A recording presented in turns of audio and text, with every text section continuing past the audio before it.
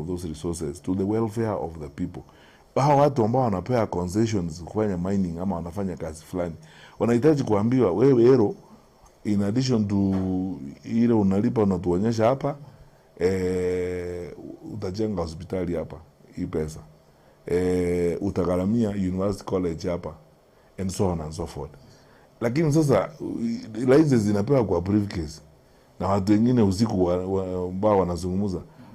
Even county assembly, mimi najiulizanga, even county assembly ya Narok ama county assembly ya Kajiado ama county assembly ya Kwale imeonyeshwa some of these agreements and discussions. And why not?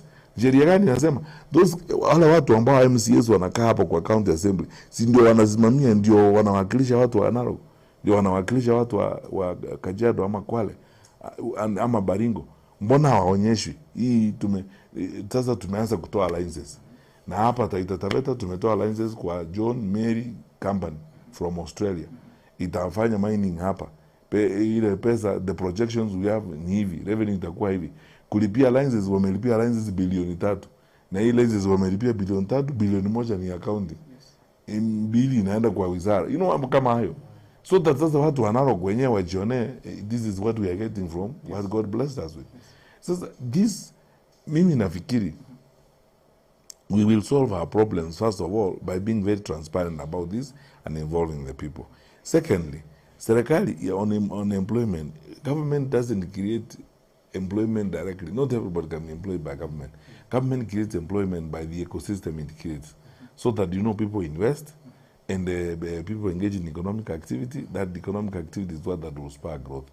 Just before we at the end of our term, tulikuwa tumeanza kufanya feasibility study to do a PPP ya kujenga an abattoir in Narok. One of the ultra modern and best abattoirs that you think about, because if you look at that whole place, it's livestock farming, range, and so on and so forth. If you build that kind of facility there, the effect, you know, of that will be incredible. There is no point of our military buying meat from Brazil. I hope they have now stopped, because we started, you know, stopping that when we were in government. I hope now, you know, with the revival of Kenyan Meat Commission and the others, they have stopped. We have we can actually achieve self-sufficiency in this particular respect. So ni kama mimi kama ningepata nafasi, I would even think of a big landmark or signature project like an abattoir, you know, so that you spur the growth of you know, livestock farming in Narok. That is how you now start dealing with the question of unemployment. Yeah, people get the local things to do, they get involved and so on, and then start insisting on agro processing and value addition. You know, ile kazi inafanyika pale Transmara. I saw some people experimenting the last time I was there. There's even actually someone who was telling me, is an agricultural scientist friend of mine, that there's a discovery that has been made that there's some soils in the lower part of Transmara are very good for the growth of coffee.